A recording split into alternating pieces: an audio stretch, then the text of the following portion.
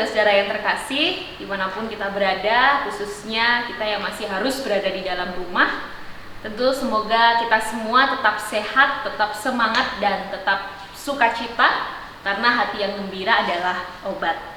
Nah, pada saat ini, di tengah-tengah kita harus beribadah di rumah, ada banyak pertanyaan yang masuk ke admin media sosial GKJ Ndagen Palur terkait dengan ibadah rumah tangga yang dipilih oleh GKJ Ndagen Palur sebagai salah satu model ibadah alternatif di tengah-tengah situasi wabah COVID-19 ini. Nah, pada saat ini kita sudah bersama-sama dengan Bapak Pendeta Novembri yang akan menjadi narasumber yang akan menjawab berbagai pertanyaan yang sudah masuk ke media sosial GKJ Ndagen Palur, baik melalui media sosial maupun juga secara langsung. Nah, langsung saja kita bertanya kepada beliaunya.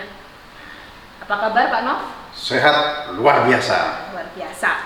Nah, di sini ada berbagai macam pertanyaan nih tentang ibadah rumah tangga yang dilakukan oleh GKJ Ndagen Palur. Karena kan banyak sekali modelnya gitu ya, dan banyak pertanyaan.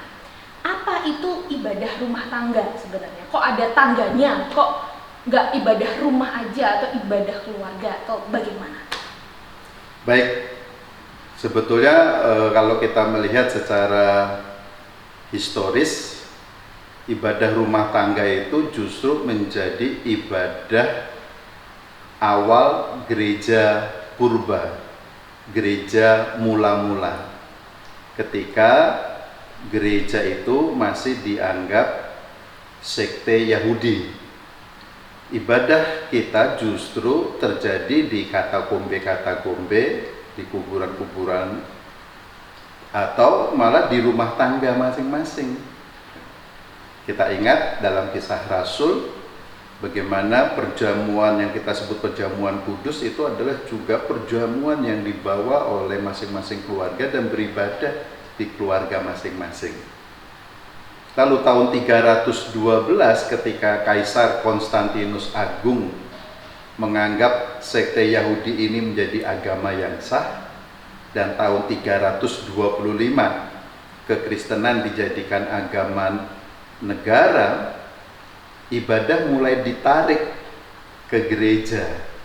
Gereja diakui, gereja dibangun, dan terjadilah yang disebutnya komunio. Sehingga ibadah rumah tangga bergeser menjadi ibadah di gereja. Perjalanan sejarah selanjutnya sampai pada saat ini pandemi justru mengingatkan kita kembali kepada gereja awal, gereja rumah tangga, yaitu ibadah persekutuan orang-orang percaya berkumpul bersama-sama di dalam rumah tangga masing-masing. Itulah sebabnya ketika perjamuan akhir, Tuhan Yesus meminta mereka menyiapkan persiapan Paskah di rumah tangga, karena waktu itu memang kita masih sekte Yahudi. Maka ibadah rumah tangga adalah sesungguhnya persekutuan orang-orang percaya kepada Tuhan, cuma lokusnya bukan di gedung gereja tetapi di rumah tangga. Jadi di sini ada dua persoalan, apakah itu legitimate atau absah. Absah karena itu ibadah kita persekutuan, komunio yang dilakukan di rumah tangga. Tetapi untuk persekutuan yang lebih besar, memang akhirnya pada saat Konstantinus Agung itu ditariklah, karena gereja sudah menjadi sah, agama Kristen menjadi agama sah, sehingga bisa mendirikan rumah ibadah. Nah, sekarang kita kembali ke sana, mengalami masa-masa seperti gereja purba merasakan ibadah seperti ini. Oh, begitu. Jadi ini kita sedang flashback gitu ya, menghidupi kembali dengan alasan yang berbeda. Waktu itu ancamannya adalah penganiayaan, sekarang adalah ancamannya virus corona. Tetapi soal eksistensi dan alasan teologisnya sebetulnya no problem, kita memiliki dasar teologis yang sama, yaitu persekutuan orang-orang percaya ini, bahwa orang beriman bukanlah makhluk soliter. Jadi dia tetap hidup dalam komunio, dalam persekutuan, tetapi di rumah tangga. Yang satu komunio dalam skala yang lebih besar, yaitu di gereja. Demikian. Ya, oke, terima kasih Pak. Nah, pertanyaan selanjutnya, ini mungkin juga perkembangan dari pertanyaan tersebut. Banyak juga mungkin jemaat yang bertanya, kenapa kok kita ibadah rumah tangga yang pakai liturgi, terus nanti ada khotbahnya? Kenapa kok nggak di dalam video itu utuh begitu? Jadi seperti mungkin ibadah online atau ibadah live streaming gitu. Kenapa nggak yang seperti itu, kan lebih praktis tuh yang kayak gitu, kita tinggal nonton. Kenapa? Ya, ada dua persoalan. Yang pertama persoalan paradigma, yang kedua persoalan teknis. Saya mulai dari persoalan yang paradigmatik.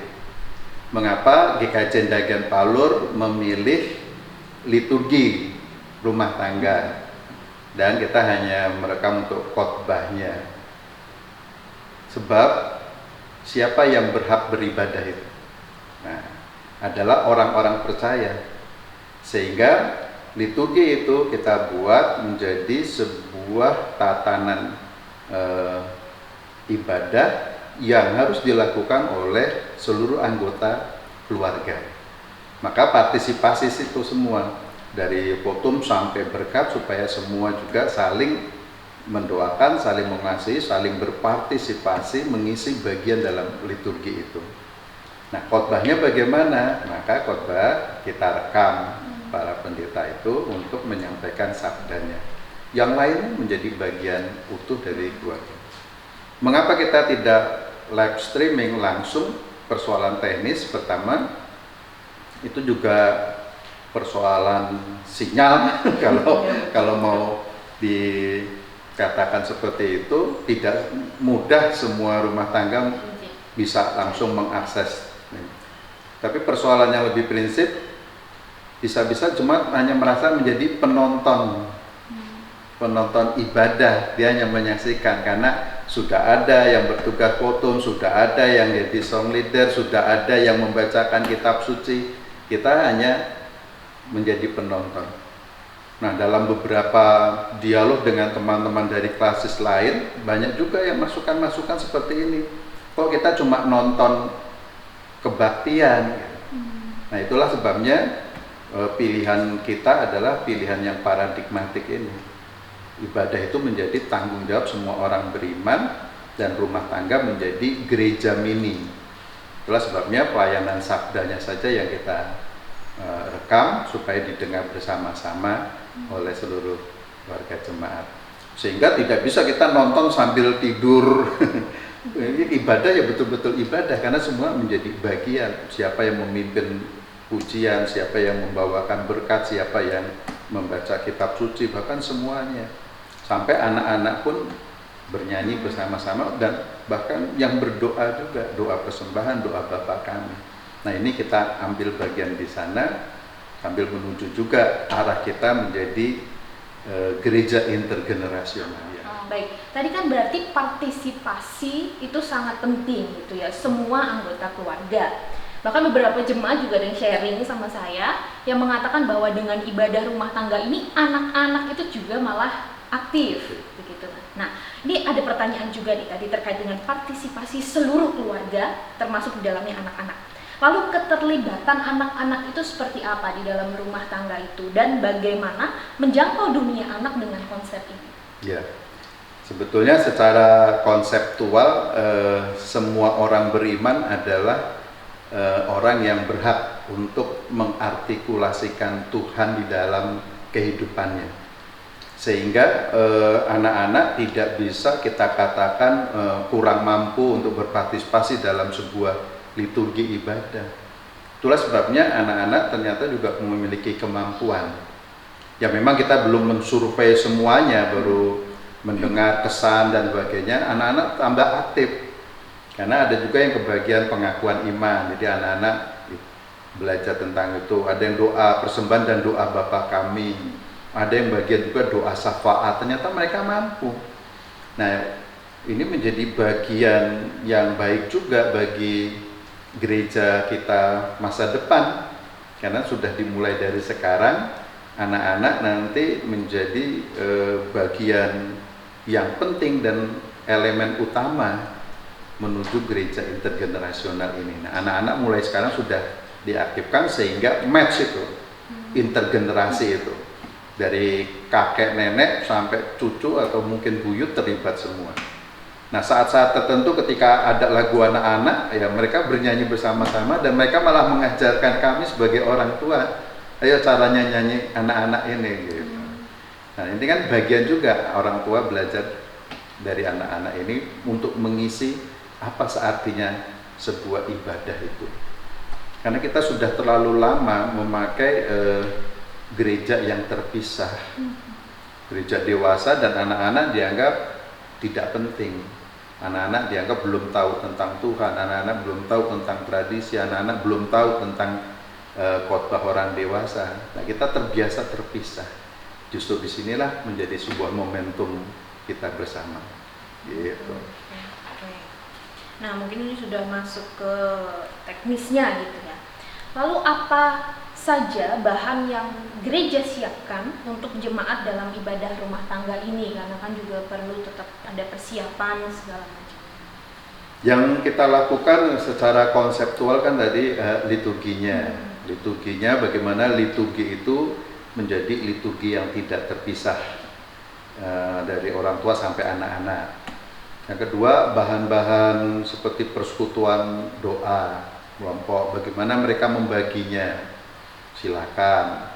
Kemudian juga kita menyiapkan untuk cerita anak-anak yang menjadi bagian utuh dari liturgi itu tidak terpisah. Yang ketiga juga khotbah-khotbah dari berbagai pendeta atau narasumber yang berbeda perspektif.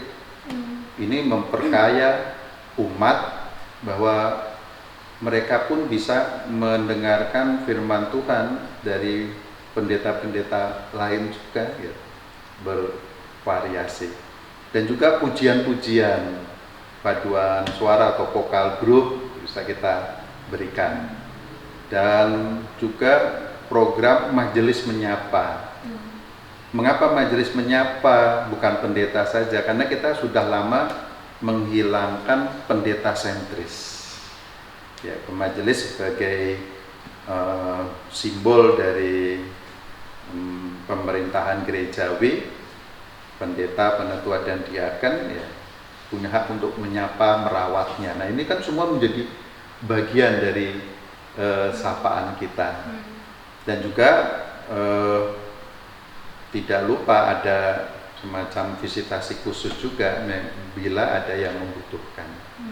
Jadi beberapa orang ada yang membutuhkan, ya kita datang melalui perkunjungan gerejawi itu.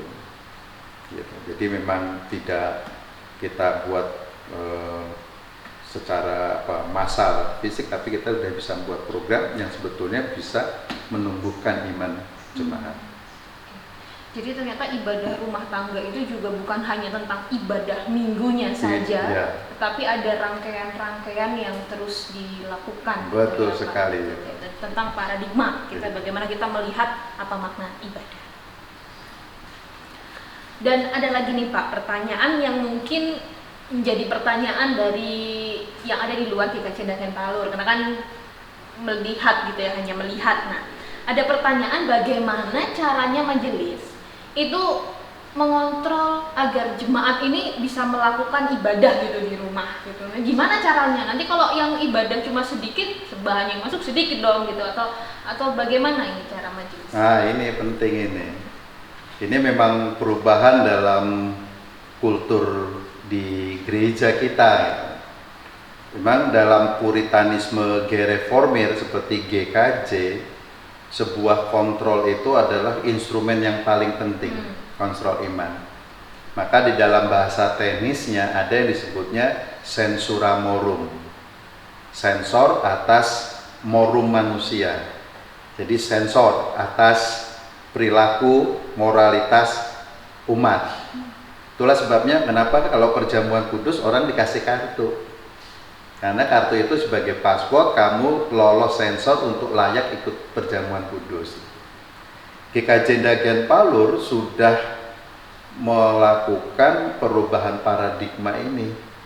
yaitu sejak tahun 2000. Tahun 2000 kita sudah meninggalkan instrumen kontrol yang legalistik ini. Ya. Bagaimana sensura morum yang kita kembangkan adalah bagaimana meningkatkan kedewasaan iman umat untuk mengontrol bahwa ibadah adalah bagian hakiki dari dirinya untuk menyembah yang maha kuasa. Jadi kontrolnya bukan instrumen dari pemerintahan gereja, tetapi sebuah kesadaran religiositasnya. Itu penting. Nah, tahun 2004 satu-satunya gereja di Gereja Kristen Jawa sebanyak 336 sesinode. Hanya GKJ Ndagan Palur yang tidak pakai kantong persembahan. Karena yang kita kembangkan adalah spirit of giving-nya umat. Jadi the spirit of GKJ Ndagan Palur apa? Spirit yang memberi. Jadi kita tidak panik sebetulnya. Tidak panik bagaimana nanti persembahan kurang. Kenyataannya tidak. Karena kita sudah terbiasa. Orang tidak mempersembahkan berdasarkan rasa malu ketika kantong di depan diedarkan, dia tidak mengulurkan tangan. Tetapi ada sebuah kesadaran religius, kalau saya tidak memberi, bagaimana gereja ini? Nah, maka ketika ibadah di rumah juga seperti itu. Kalau kami tidak beribadah, bagaimana kehidupan religius saya kepada Tuhan? Itu cara yang kita lakukan, sehingga instrumen kontrolnya kita bukan memakai aparatus dari kemajelisan dengan instrumen sensura morum itu, tapi adalah kesadaran religius umat. Nah, umat ini silahkan. Nah, supaya umat ini tetap dalam ikatan persekutuan, dia akhirnya mengekspresikan. Jadi simbol-simbol liturgisnya juga di rumah tangga difoto, di-share. Kita saling belajar, oh ini warna liturgisnya apa, simbol liturgisnya apa. Ternyata rumah kita ketika menjadi gereja mini, dekorasi liturgisnya seperti ini, orang ada rasa hormat. Rumah tangga itu adalah gereja mini dan mereka beribadah di situ. Nah, jadi kontrolnya adalah formasi yang kita bangun dalam kesadaran religiositasnya dia. Sehingga sensura morum sebagai alat seperti polisi syariah dalam tanda kutip sudah lama kita tinggalkan. Gitu. Bagaimana Pak nanti kalau mereka tidak beribadah? Ya.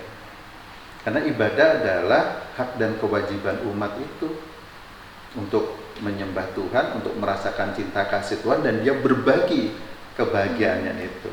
Maka share melalui WA grup dan sebagainya itu memberi inspirasi bagi kita. Wah, keluarga di sana dekorasi liturgisnya bagus ya. Maka sering kita memberi jempol, bagus. Bahkan gereja saja walaupun kosong, kita dekorasi liturgis ketika pekan suci itu. Sehingga orang melihat dari luar bahwa gereja ini tidak kosong. Gereja ini hidup. Itu menurut saya pengalaman-pengalaman ini penting sekali, dan anak-anak bisa bercerita kepada sahabat-sahabatnya, kepada teman-temannya, dan seterusnya. Jadi yang penting itu tadi kesadaran, kedewasaan, iman gitu ya. Tapi kalau lihat sharing foto-foto yang ada di grup, justru tidak hanya terbatas pada kesadaran dan kedewasaan iman. Justru kalau saya lihat nih Pak ya, ada kreatif iman di situ juga. Kekreatifan iman itu justru muncul dari jemaat gitu. Jadi ketika melihat tuh rasanya justru terharu gitu ya. Jadi jangan bayangkan kendali itu kamu harus lakukan harus, tapi dikembalikan lagi kepada jemaat. Oke. Pertanyaan yang selanjutnya ini Pak, yang juga sekaligus menjadi pertanyaan terakhir. Nah, ibadah rumah tangga ini kan ibadah yang dilakukan selama kita masih di dalam wabah COVID-19 begitu ya. Ya kita berharap ini tidak lama-lama karena juga sudah rindu pengen ibadah bareng-bareng. Nah, tetapi ada mungkin ada harapan apa ini yang bisa, pasti ini tidak hanya sekedar untuk kita ikutin anjuran pemerintah, tapi ada sesuatu nilai yang kita bangun di momen ini yang akan kita bawa terus. Nah, harapan atas model ibadah rumah tangga setelah nanti COVID-19 berlalu dan bisa berkumpul bersama-sama apa Pak? Ya, menurut saya ini momentum yang sangat penting sekali. Di satu sisi sebagai sebuah dorongan atau pressure keluarga-keluarga untuk akhirnya menganggap ini sebagai sebuah kebutuhan imannya. Nah, dalam pekan-pekan seperti masa Prapaskah, masa Paskah, masa Pentakosta, bulan keluarga yang sering kita distribusikan materinya, kan kebanyakan juga mengeluh, wah keluarga kami susah Pak berkumpul, wah kami susah melakukan ibadah keluarga karena waktunya. Ternyata sekarang ini menjadi sebuah pintu masuk dan banyak kesaksian dari keluarga-keluarga, wah Pak, kami sekarang kok malah bisa ibadah keluarga terus ya Pak. Nah, semoga ini menjadi sebuah lem pengikat seluruh anggota keluarga yang selama ini merasa bahwa iman adalah urusan individual. Sekarang mereka melihat ini iman menjadi iman komunitas. Harapan kita ini terus berlanjut dan seperti masa-masa yang kita kerjakan seperti masa Paskah, Prapaskah atau masa Pentakosta, bulan keluarga, masa Advent, masa Natal jadi terbiasa. Dan ini menjadi kultur dan kita berharap ke depannya kekuatan GKJ Ndakian Palur itu sebetulnya di keluarga. Keluarga itu harus menjadi gereja mini. Disitulah GKJ Ndakian Palur ada. Jadi GKJ Ndakian Palur semakin kuat kalau keluarga-keluarga semakin kuat. Ibadah GKJ Ndakian Palur semakin hidup dan kreatif jika ibadah di keluarga semakin hidup dan kreatif. Semoga. Jadi virus corona ini ada segi positifnya, terutama untuk keluarga-keluarga yang susah untuk berjumpa satu terhadap yang lain. Jadi blessing in disguise gitu. Wah, ya itu. Pak Nov ya. Nah, iya gitu. itu. Jadi memang Ada keluarga bukan. menjadi hal yang penting gitu Iya. ya, basis utama dari topik selanjutnya gereja intergenerasional. Nah, tunggu saja gitu. Jadi itu pertanyaan terakhir Pak Nov sudah terjawab semua gitu ya. Ya, semoga ini menjadi semacam tanda kutip jawaban bagi pertanyaan-pertanyaan dari saudara-saudara dan teman-teman, juga sebagai masukan, insight, wacana, atau mungkin membuka paradigma baru gitu ya. Jadi semoga ini bermanfaat buat kita semua. Terima kasih Pak Nov. Terima kasih sahabat-sahabat. Tuhan memberkati. Oke, baik teman-teman, saudara-saudara, demikian tentang ibadah rumah tangga. Berikut yang bisa kami sampaikan. Jangan lupa untuk subscribe, like, dan share. Jangan lupa juga setelah subscribe, klik tombol lonceng yang ada di pojok mana ya? Ya pokoknya di sinilah ya. Nah, untuk teman-teman dan saudara-saudara yang ingin mendapatkan contoh liturgi ibadah rumah tangga yang melibatkan anak seperti apa sih, terus video sapaan anak seperti apa, terus khotbah yang menyapa anak itu seperti apa, atau segala sesuatunya, bisa langsung dicek di description box yang di bawah. Silahkan di-download, diunduh liturginya, dan silahkan untuk cek video kita yang lain hanya di channel YouTube GKJ Ndakian Palur. Dadah.